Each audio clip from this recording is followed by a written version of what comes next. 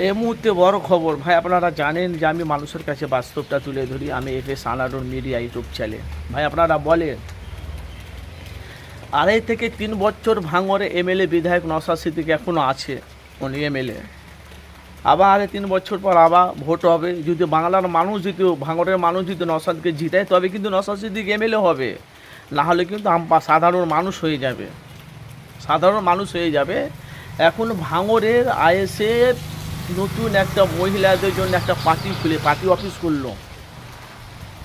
হয়তো ভাঙরে কখন কি হচ্ছে না হচ্ছে সেগুলো সংশোধন করা, কার কোনো অসুবিধা হয়েছে না হয়েছে পাশে গিয়ে দাঁড়া। কিন্তু ভাঙরের মহিলারা বলছে 2026-এ আমরা প্রস্তুত লড়াই করার জন্য,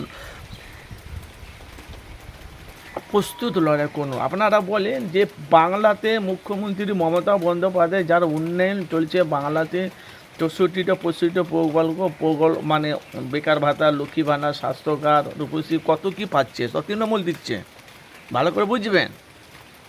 একটা কথা আপনাদেরকে বলি ভাইজান, যারা এই যে ভাঙরে যে যেমন নওশাদ সিদ্দিকী মেয়েদের মহিলাদের একটা পার্টি অফিস খুলে দিল, ভালো কথা।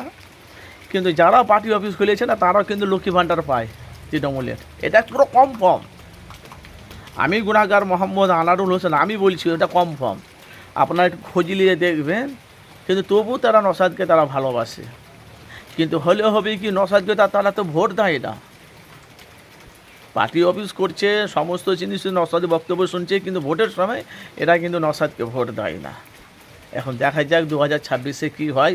এই তো পার্টি অফিস খুললো, মহিলাদের পার্টি অফিস খুলে দিল, নওশাদ সিদ্দিকী উদ্বোধন করলো। সেই চিত্র কিন্তু আপনারা সরাসরি আপনারা দেখতে পাচ্ছেন এফএস চ্যানেলের মাধ্যমে।